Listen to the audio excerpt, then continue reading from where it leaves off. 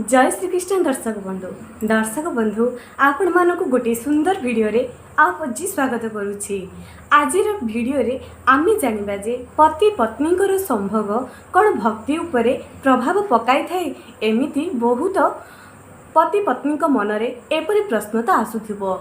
पति पत्नी संभोग रे किछि जन असंतुष्ट मध्य थाई पारंती, कारण सेमानकर डर एई आसे जे जदि सेमाने सांसारिक कामना वासना रे निजको ग्रस्त कराइबे, निजको अधिक पीड़ित कराइदेबे, काले सेमाने भक्ति पथरु पछकु चली जिबे, काले सेमाने भगवानकर अनुगामी होई परबे नहीं। एपरि प्रत्येक पति पत्नी जो माने कि भक्ति मार्ग रे चली थांती सेमानक मनरे एही प्रश्न निहाती आसुथुबो। दर्शक बंधु, आज एक सुंदर उदाहरण गुरु शिष्यंकर देई आज आपण मानकर सही द्विधा को दूर करेबी। कहानीटी अत्यंत लाभदायक अटे, आपण मानकु निश्चय किछि शिक्षा प्रदान करिवो। तेनु अनुरोध कि वीडियोटी को शेष पर्यंत देखंतु एवं अनेक मात्रा रे शेयर करंतु। एही कहानी रे जेउ शिक्षणीय विषयटी आपण मानकु आज जणाइबी, हुए तो अन्य मानकर काम रे आसी थाई पारे। वीडियोटी आरंभ करने पूर्व आपण मानकु मोर अनुरोध कि मो चैनल को सब्सक्राइब करंतु, वीडियो को गोटे लाइक करे पाखर थिबा बेल आइकन को क्लिक करंतु एवं कमेंट सेक्शन रे जय श्री कृष्ण निश्चय लिखंतु। दर्शक बंधु, एही कहानीटी हेउची गोटे ब्राह्मण समाज रे जणे सर्वश्रेष्ठ ब्राह्मण रहुतिले, जे कि दया शांति प्रेम क्षमार अवतार थिले। भगवान विष्णु को पूजा आराधना रे तांकर नित्य जीवन काटुथुला। एपरिकी सेही ग्रामर अनेक पत्नी माने पूजा को विश्वास करुथुले, भगवान विष्णुकर शरण थिले। किंतु सेही पत्नी मानक मनरे गोटे अवसाद रहितिला जे तांको स्वामी माने काहेकि एते कामना वासना रे बुड़ी रहुचंती, काहेकि पत्नी मानकर भक्ति को बुझी पारु नाहंती। पत्नी माने किछि एपरि मध्य निष्पत्ति नैथिले जे गृहस्थ जीवन को त्याग करी से माने सन्यासी होई जिवे एवं चिर काल पई एही निज संसार को छाड़ी भगवान को सेवा रे लागि रहिबे। विष्णु नाम हरि नाम नित्य भजन कीर्तन करुथिबे। एही कथा नै गोटे ब्राह्मण समाजर सुप्रतिष्ठित बधू जणे सेही कुलगुरुଙ୍କ पाखକୁ तांकर मनरे थिबा भारसाम्य को नहीं आसिले। दर्शक बंधु, आपण मानक भितरु मध्य किछि जण भगवान को अनेक पूजा करुथिबे, भक्ति करुथिबे। बेले बेले तुम मनरे मध्य एपरि प्रश्न आसुथिबो जे सांसारिक जीवन रे मोह माया कामना वासना रे मनुष्यटी जेते बेले बुड़ी होई रही जाए, से जेते बेले भक्ति करे किछि पाप लागि न थाए तो कोन भगवान आम भक्ति को ग्रहण करती ना करती। एपरि तो अनेक पत्नी हुअन्तु किबा पति हुअन्तु, सेमानक मनरे एही प्रश्न निश्चय आसुथुबो। तेबे दर्शक बंधु, कहानीटी को निश्चय सुनंतु, आपनक मनरे मध्य सेही विरक्ति करुथुबा प्रश्नटी दूर होई जिवो। आपण मध्य सांसारिक जीवन करी भक्ति को मध्य करि पारुथिबे। तेबे सेही कुलगुरु सेही बधू को एहा उपदेश देले जे देख भौणी, एही संसार रे अनेक पति पत्नी अछंती।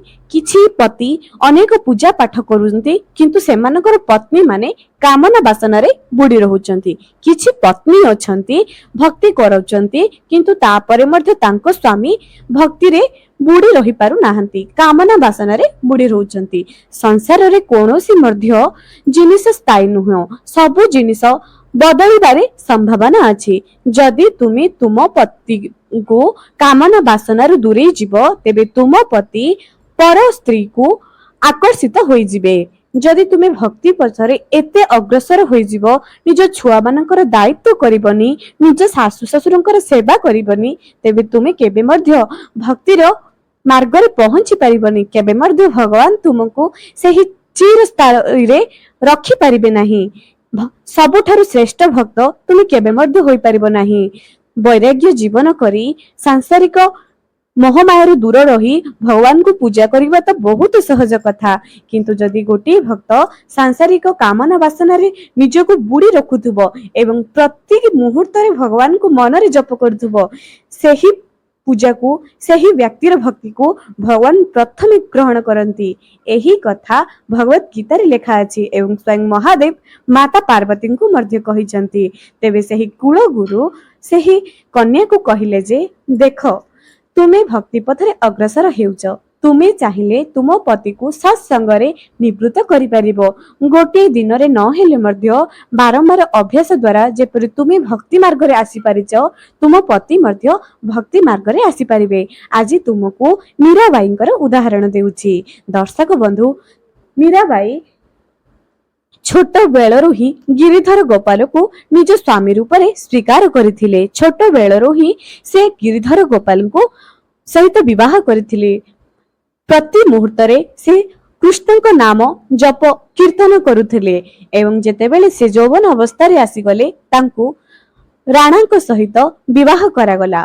जेतेबेले प्रथम बासर राति आसिला जहाँकि प्रत्येक पति पत्नी एक सुंदर मुहूर्त आसीगला, सेतेबेले मीराबाई को निज कक्षरे ओढ़ण देई सुंदर साजसज्जा करी फूलर बासनारे महकाई मीराबाई को सही गोटे बंद कमर भितरे रखा दियागला एवं सही समय रे तांको स्वामी सही ठाकु आसिले।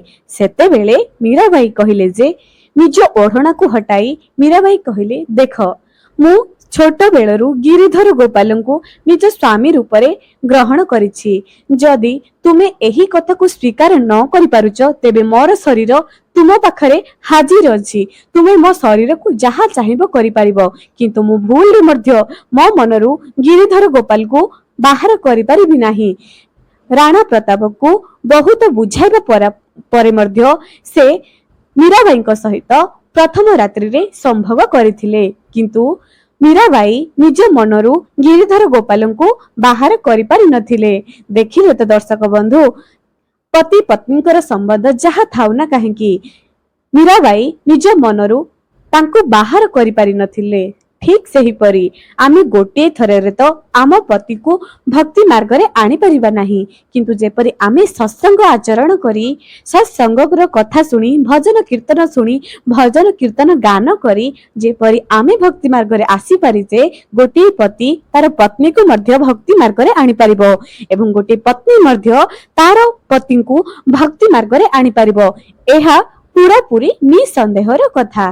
तेणु प्रत्येक पति पत्नी वैराग्य जीवन अवलंबन करिबा उचित नुह। तेणु करी प्रत्येक गृहस्थ जीवन रे समस्ते सांसारिक जीवन सांसारिक कामना वासना रे रही मध्य भगवानकर भक्ति करि परिबे, किंतु दर्शक बंधु पति पत्नी संभोग सेतिके समय चाहिँ करि परिबे जेते दिन जाई निजर पुअर चप्पल रो साइज निज बापार चप्पल साइज सहित समान हो जाइछि, निज झीर चप्पल साइज निज मार चप्पल साइज सहित समान हो जाइछि। बास सेही समय पर्यंत पति पत्नी संभोग करि परिबे। जेउ दिन एही दुईटी समान हो जाइछि सेते बेले गृहस्थ जीवन करी मध्य प्रत्येक पति पत्नी वैराग्य परि रहिबा दरकार।